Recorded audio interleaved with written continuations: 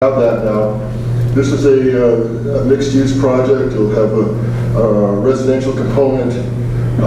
There are some retail areas involved. There's a number of different, a couple different retailers we talked about. I won't mention any names here, but this could go a long way to energizing that little corner of our city, and we're looking forward to that. That's moving through the Coastal Commission, and I think they're making progress on that as far as the permitting goes, and we expect them to continue on with that.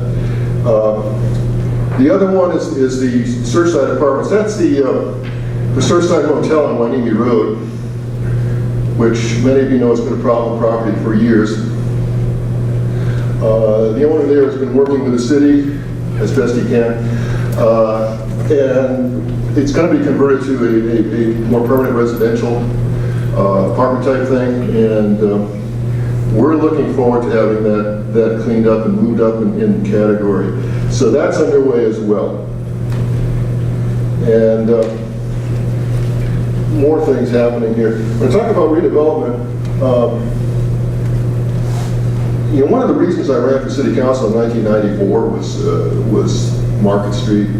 That's where our downtown used to be.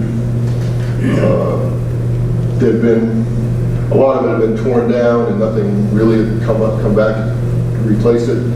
And here again, another great opportunity for this city. But over the years, I'll tell you, over the years, we have come very close to having some really wonderful projects go in there, but for one reason or another, never been pushed across the goal line. We're within inches, but something's gone wrong. And then with the redevelopment reorganization, that property was taken away from us. Well, there was legislation last year that allowed us to get it back. So that's now under city control. And hopefully, with the city assembling that property, we can, and we've had some inquiries from some very interesting people to develop that area, and sometime before I die, I'd really like to see something happen there. That was on my to-do list in 1994. It's still on my to-do list. But there are smaller things. Right across the street at Scott Street, 221 Scott Street, there's a nice project, 5 detached homes around a courtyard. There's been a couple little glitches, but that's moving forward. That's right in that neighborhood too, and that'll help us a lot there. The Taco Bell, I don't know if anybody's driven by the Taco Bell. One of my neighbors, what's happening with the Taco Bell? Well, Taco Bell is coming up with a new design for their stores. This is one of the first ones in the country. They're going to reposition that building. The drive-thru is going to work better. It will be historic. But that's being replaced. McDonald's also wants to do a major remodel. And here's one I know Beverly likes a lot. Over at the Mandalay Center, Ross Dress for Less is coming in. 23,000 square foot stores. Beverly likes Ross. I like Ross. We all like Ross, especially if they come to Port Wainimi, and that's been a long time in the making as well. So that's all the positive stuff on the development front. And now there's also the human capacity in the city. I have people ask me all the time, well, I'd like to volunteer, I'd like to do something, what can we do? Well, we've had fits and starts of this over the years. We had our so-called reservoir of citizens to serve. We never made much use of that. But I think, I'd like to see us, capitalize on the reserve and the energy we have of the people here. And one of the things that we're talking about is having park stewards, be like a neighborhood watch for the parks. This goes back with the camping ordinance. This is looking at what's happening in the parks, having people there, eyes in the parks, helping out the city staff. And by fall, our objective is to have a full-time city volunteer program in place. Where do we need help? Well, senior nutrition, volunteers in policing, at the beach festival, community events, the park stewards, the customer service and clerical support, grant research, hey, beach and park cleanup, any special research projects. There's a tremendous need, and it's always been It's not an easy thing to do. It takes someone to coordinate it, takes some work. But there are people that are eager, who live here, who are eager to do something for their community. And we need to be capitalizing on that. And as part of that, as part of using that energy, we're proposing a community activity grants program. We're not looking to fund an ongoing activity every week. We're going to do something every month. But if you have an idea, something you want to try, something you want to start up, some kind of program, an event, something that benefits the community, we would like to help you out. And no, you're probably not going to get $1 million, but there are funds we could maybe offer if it's going to be the right kind of program. We'll see what happens. We're working on this. This is something that will come back in the fall. You know, nobody does anything in August. We know that. So a lot of things are going to be happening in the fall. Farmers market. Some of you recall we had an item on the agenda a couple months ago. We had an operator that didn't work out. We've gone out and we've looked for other people that can run farmers markets. This is something else I've been wanting to do for 20 years.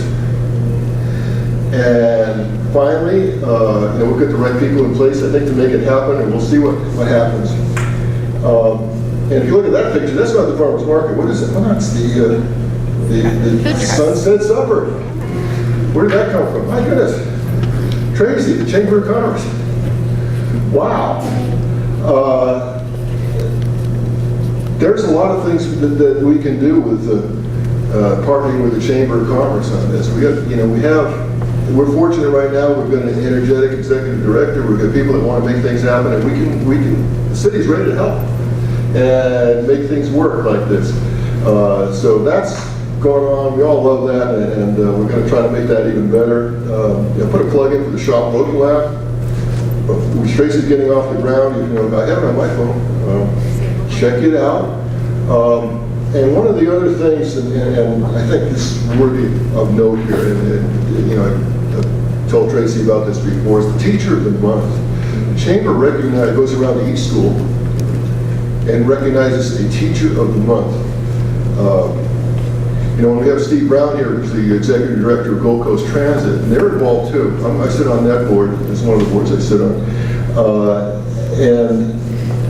The Teacher of the Month gets gift certificates and recognition, and one of the grand prize is a field trip on a Gold Coast Transit bus.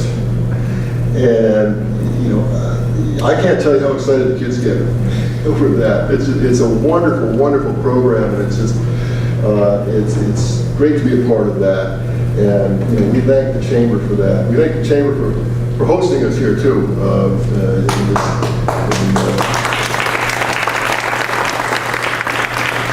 In the beautiful Orlean Carpenter Community Center. Finally, we're looking ahead. This is something else that's just bugged me for years.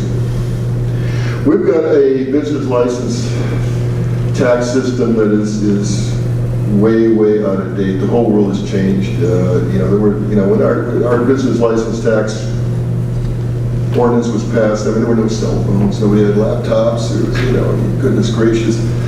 I think we had fax machines. So the whole world has changed, and right now we have a tax that's just plain not fair.